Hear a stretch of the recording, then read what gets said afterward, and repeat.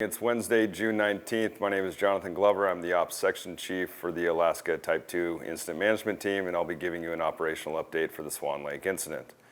Currently, we have a structure protection group assigned to the Sterling area, and they're working in and around the community doing assessments on structures and looking at anything where they would need to commit resources in the event that we had a significant push from our fire to the southwest.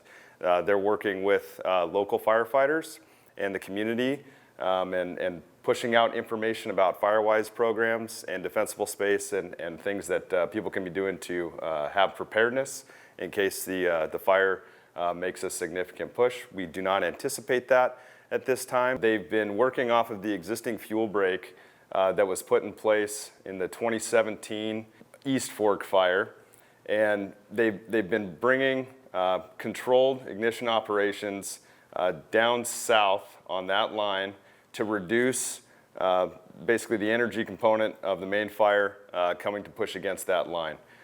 This is a common tactic that we use on large incidents, and the intent is to remove the unburned fuel between our control line and the main fire to strengthen our fire break here. A lot of good work was done by the refuge and the crews in 2017, and it's been a great control line for us to utilize, and we've been having good success. Currently, they've advanced that control line to the south about 1 mile, and they're continuing to evaluate opportunities with the weather to bring that fire further to the south and marry it up with the pipeline that we're using as a control line down here.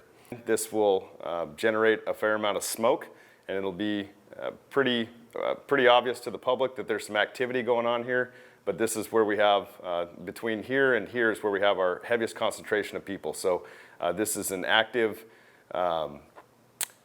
operation where they're bringing fire under controlled circumstances to advance our control lines here. In Foxtrot, the resources here, we have 2 crews comprised of about 40 to 50 people, and they're bringing, they're advancing the control line to the north and to the west, securing this south and western threat to protect the community of Sterling down here. They've had very, very good success between 36 and 37.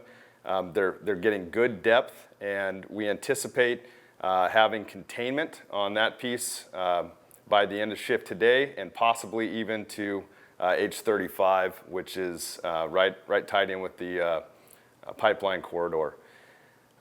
That's allowing us to grab a toehold on this incident, where we can start advancing our control line up to the east and to the north to protect the values at risk in the Sterling Highway corridor and the power line intertie down here to the south. So that's our main objective.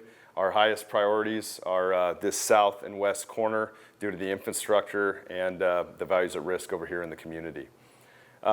Further out here to the east and to the north, they're scouting this line.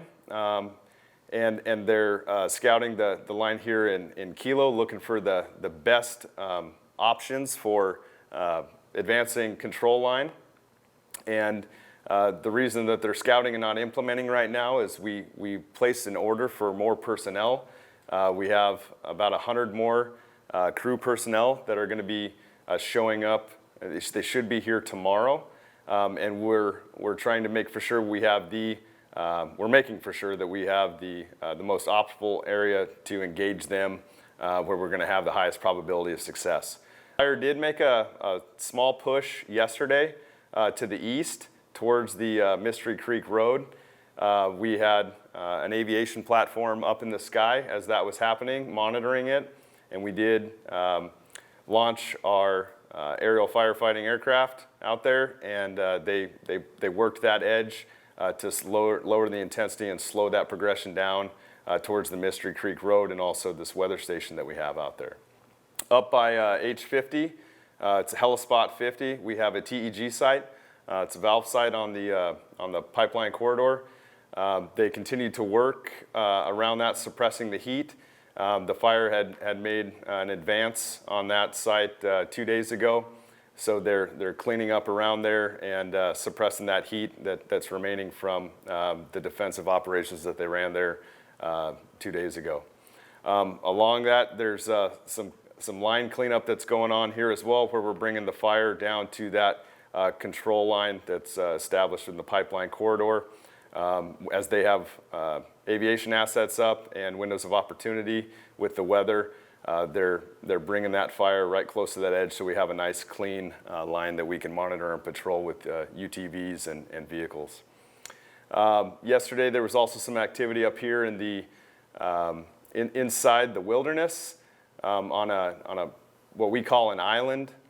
So it's a big pocket of spruce in here. That activity generated a bit of a column as well, but that was monitored by air. And due to the fact that it's in the wilderness and you can see a type of fuel change here, that's what the white reflects. It's a marshy, kind of lowland, wet riparian area. There was not a significant opportunity for that fire to continue an advancement over towards the Moose Research Center here. So that was monitored from the air.